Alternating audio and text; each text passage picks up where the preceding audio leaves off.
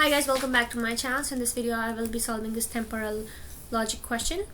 Okay, and this is the part 3 of this video. If you guys want to check out the part 2 and the part 1, then the link to that is in the description below, or you guys can check out by clicking the I button. Okay, so we have this question over here. Here we have if alpha and beta have the same truth values, okay, and we need to write it. Okay, and then it's an if and then, you see. Okay, so we have if and then, so it's an implication. Okay, we're gonna write something here and here. Okay, and then starting from I plus 2.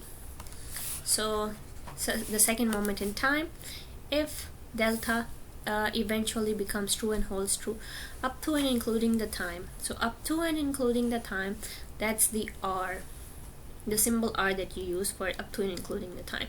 Okay, and it could be the case that gamma never becomes true. Okay, so how do we even do this? So you guys see over here, it says that if alpha and beta have the same truth values. So we're looking for this statement when they both have same truth values. Okay, so and it's hard. If it's hard for you to write it down, then you can just imagine like a truth table, the possibilities for the truth tables. Okay, so what do we even mean by the same truth value? So we can have like true true and false false, right? So these are the only possibilities that we can accept. Okay, we can accept the same truth values, true true or false false. But what are the possibilities that we do not accept? Okay, so if we have like true false or false true, okay, so we do not accept this. False true, right?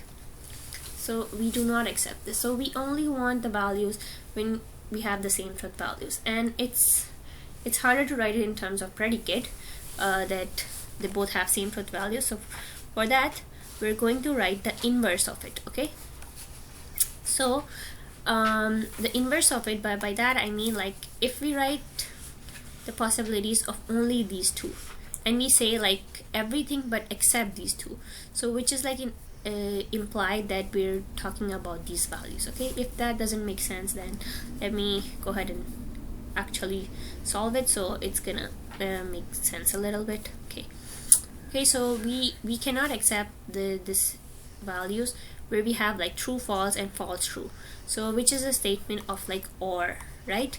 But so alpha or beta, but if I write or this or, that means it includes these values as well, but we're not trying to include these. We're trying to include only when we have like true on either side of them. Okay, so we cannot write this or, so we have to write this or. Okay, and now because I want these values, so that means I want to get rid of these values. Okay, so everything except these ones, so that's why I'm putting a negation over here to imply that we do not want these values. Okay, so if we do not want these values, what are values we get? We get this, right, which implies the same truth values. Okay, so that's how you guys gonna do it. So I hope it makes sense. Alright, so let's continue. So then we have like if and then statement, right? So that's an implication. So you're gonna go ahead and put an arrow here. Okay, and then starting from the I plus 2. So I plus 2 means second moment in time. So second moment in time, put it like a circle, and because it's second moment in time, you're just gonna square it. Okay, so that's your second moment in time. Okay, and then you have eventually becomes true and so on, everything, right? Because it says eventually here, so you're going to write an eventually over here. Okay, but like sometimes you have like many things here, so in that case, what you have to do, you're just going to focus on what you have, you're just going to focus on the predicates and then write it down. Okay, and then at the end you focus on what you have, like eventually, often, or like infinity, and then you're gonna write it over here at the end. Okay, so that's gonna make your life much easier. Okay, so here we only have like one thing, so that was easy, just put it over here eventually. Okay, and becomes true and holds true until, okay, so delta we have over here, so let's go ahead and write that delta.